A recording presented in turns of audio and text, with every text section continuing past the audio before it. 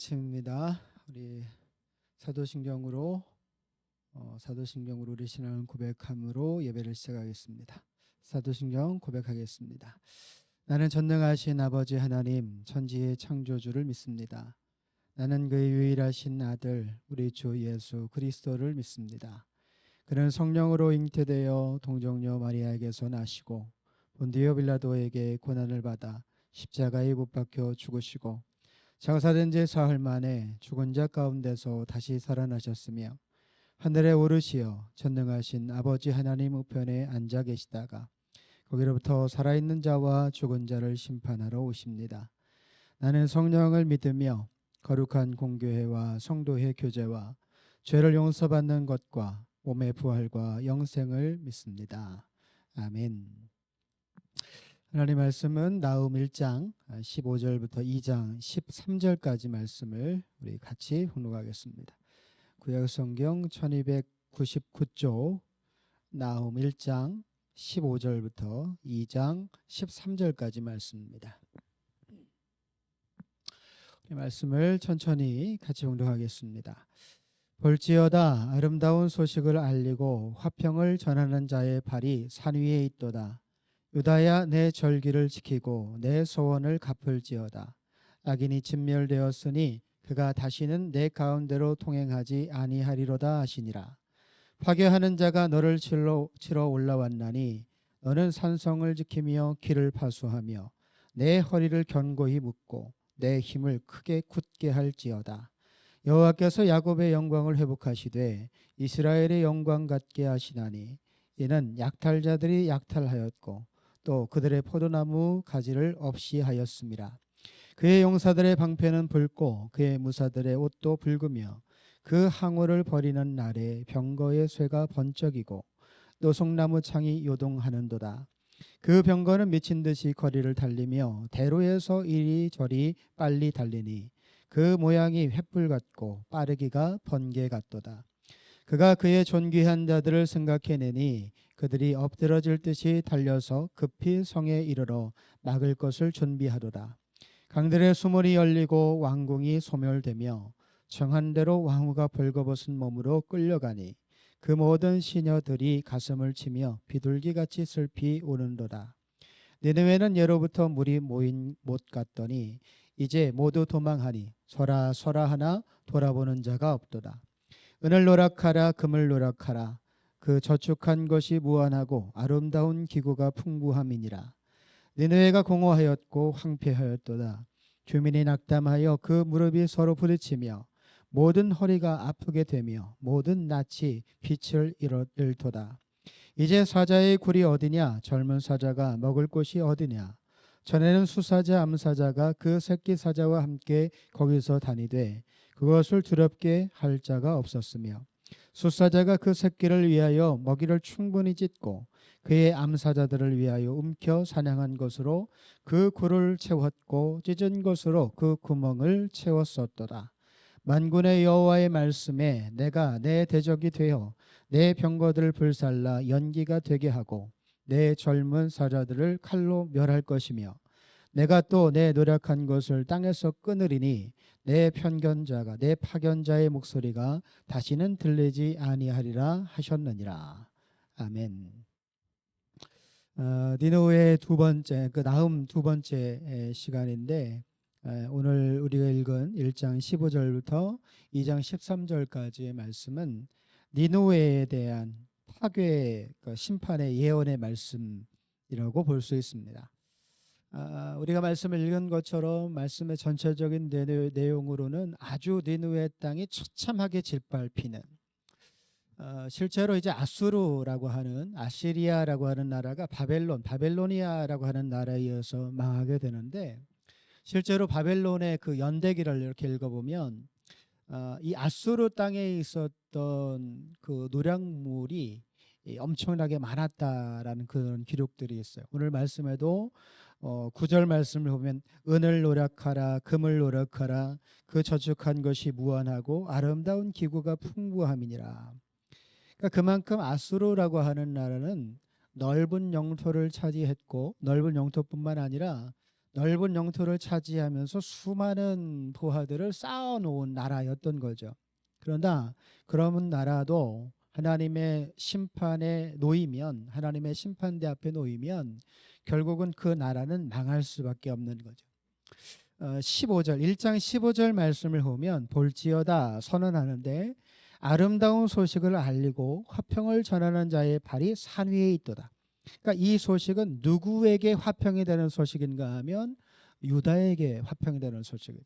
듣는 니느웨에게는 절망이 되고 심판이 되는 소리이지만 이 소식을 접하게 되는 유다의 입장에서는 말 그대로 화평이 되는 이야기죠. 유다야, 내 절기를 지키고 내 소원을 갚을지어다. 악인이 진멸되었으니 그가 다시는 내 가운데로 통행하지 아니하리로다 하시니라. 그러니까 하나님의 절기를 지키고 하나님께 서원한 것을 갚아라. 지금 이제 니느웨라고 하는 아수르라고 하는 나라가 망하니까 충분히 그럴 수 있는 여건이 만들어진다는 거죠.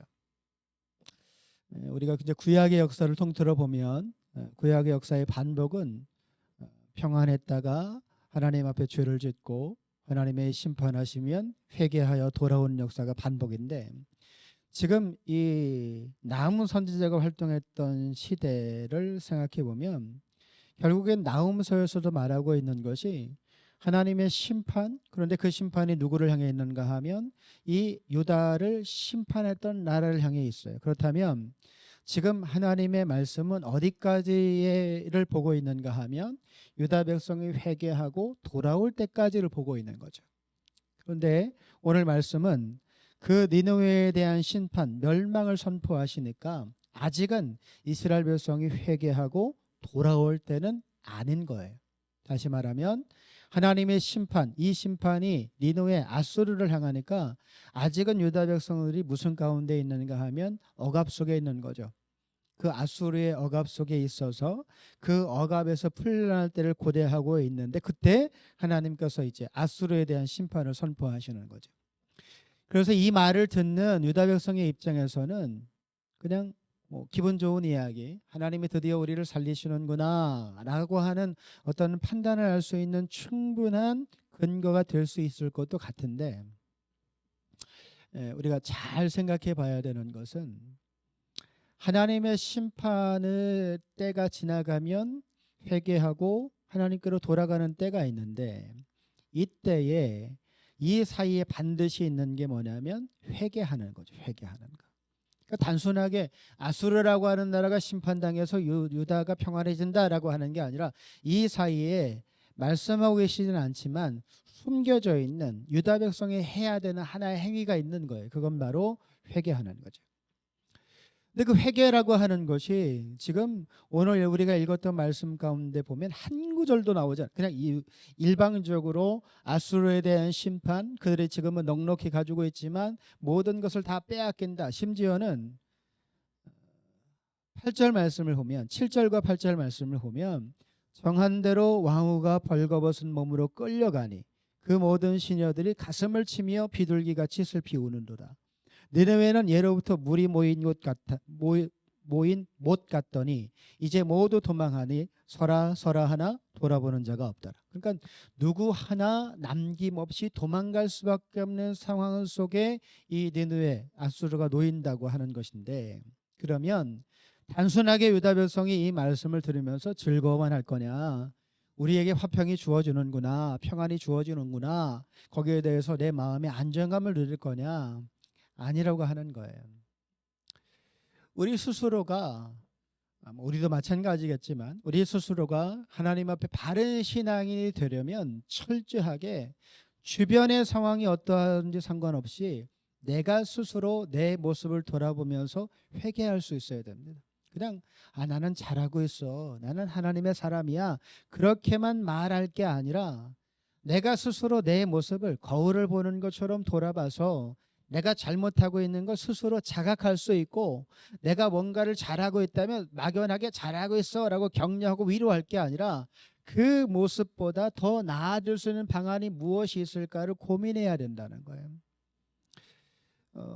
어떻게 보면 우리가 성경 속에서 보게 되는 이스라엘의 역사는 좀 절망적입니다. 하나님의 백성인데 하나님의 백성답지 않은, 뭔가 좀 있는 듯 없고 없는 듯 있는 것 같은 그런 나라가 이스라엘인데, 그래서 하나님의 택함을 받고 수천 년 동안 그 하나님의 인도하심을 받는 나라가 어떻게 저럴까 하는 생각도 우리가 가끔 하게 되지만, 우리를 지금 생각해 보면 우리가 하고 있는 신앙생활의 연수가 1, 2년이 아니죠. 하루 이틀이 아니잖아요. 꽤 오랜 시간, 뭐 10년 넘게 하나님 앞에 신앙생활을 해 오고 있는데, 그 출발점과 지금 현재의 모습이 얼마나 다를까라고 하는 걸 고민해 봐야 돼요. 내가 단순하게 내가 10년을 신앙생활했어, 20년을 신앙생활했어, 어떤 신앙의 연수를 자랑할 것이 아니라, 우리가 자랑해야 될 것이 있다면 처음과 지금 무엇이 바뀌었느냐를 자랑할 수 있어야 되죠. 내가 예전에는 기도도 제대로 하지 못했는데 지금은 내 마음의 중심을 하나님 앞에 쏟아드리며 하나님의 권위를 인정하는 기도를 내가 지금 하고 있어. 혹은 내가 예전에 하나님의 말씀을 전혀 몰라서 구원 십자가의 은혜가 뭔지도 정확히 알지 못했는데, 지금은 그 십자가의 은혜가 정확히 무엇인지도 알고 그것을 말할 수 있게 됐고, 내가 살아가는 삶의 현장 속에 그 십자가의 은혜를 보일 수 있게 됐다라고 하는 확정이, 그런 자랑함이 우리 안에 있어야 된다는 거예요. 만약에 이런 모습이 성장하는 어떤 믿음과 마음의 중심이 없다면 우리는 언제든지 유다 백성처럼 될 수 있습니다.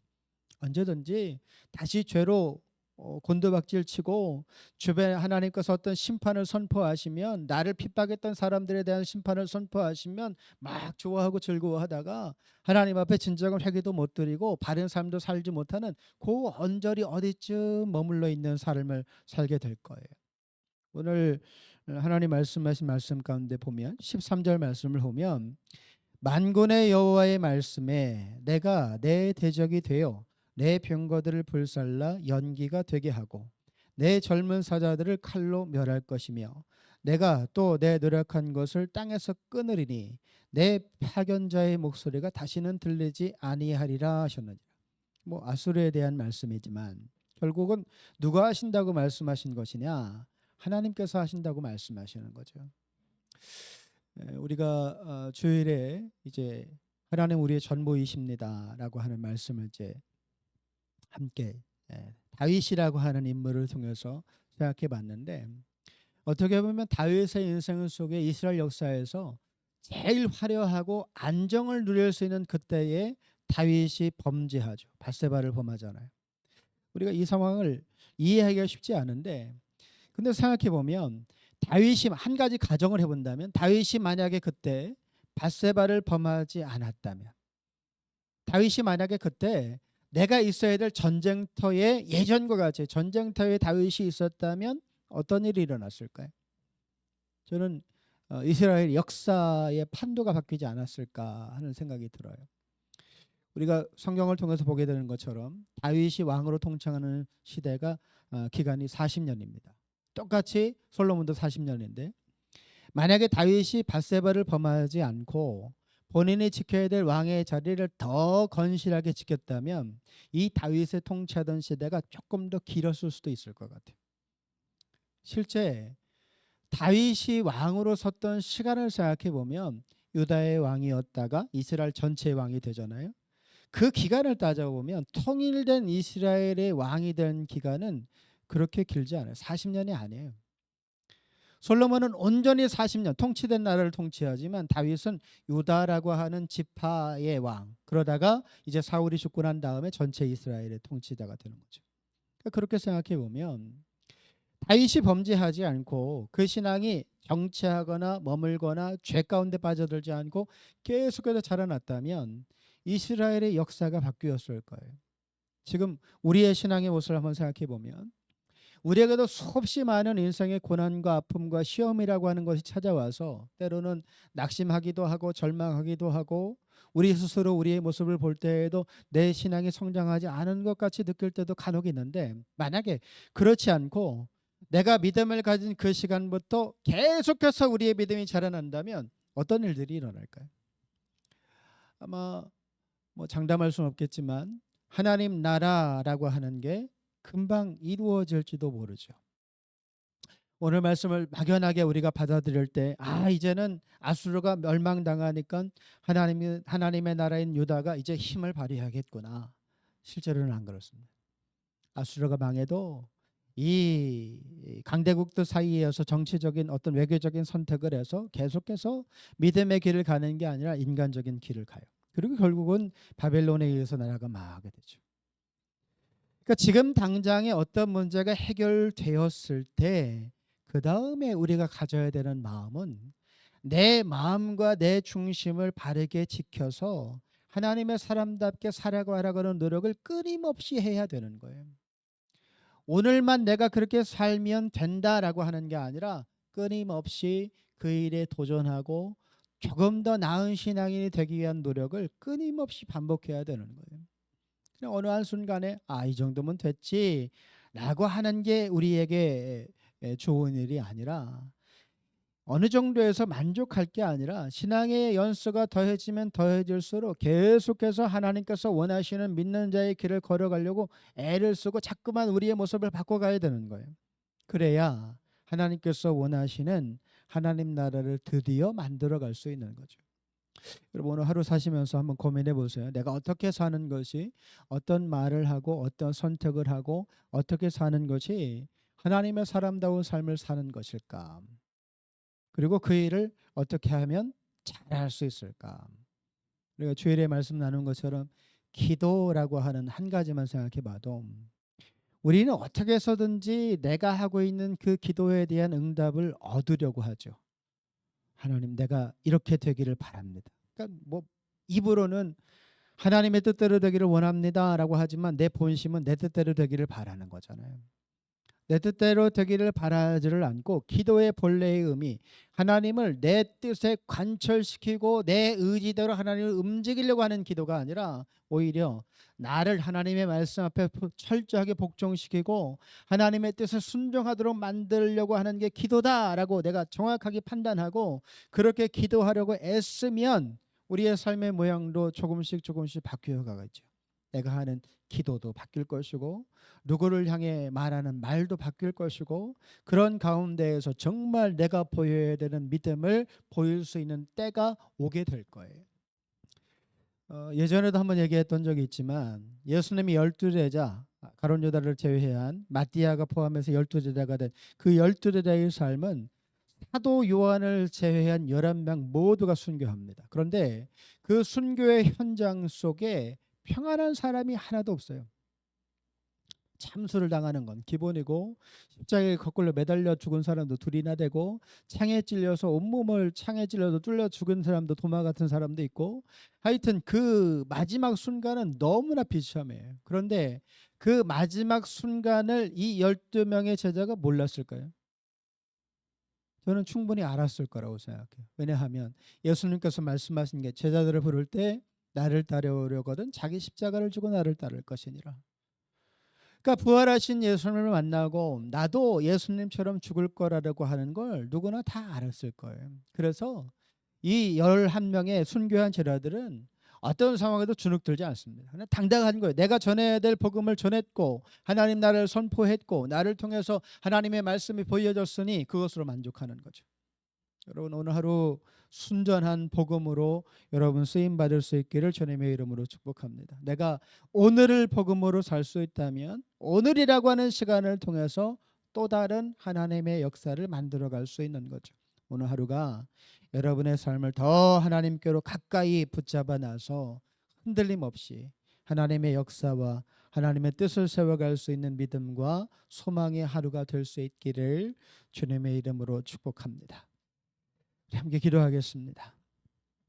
우리의 삶의 전부를 붙잡으시고 모든 걸음 속에 함께 하시는 아버지 하나님, 하나님을 바라보고 하나님을 따라가며 하나님께서 인도하시는 믿음의 길을 온전히 걸어갈 수 있는 저희 모두가 되게 하여 주옵소서.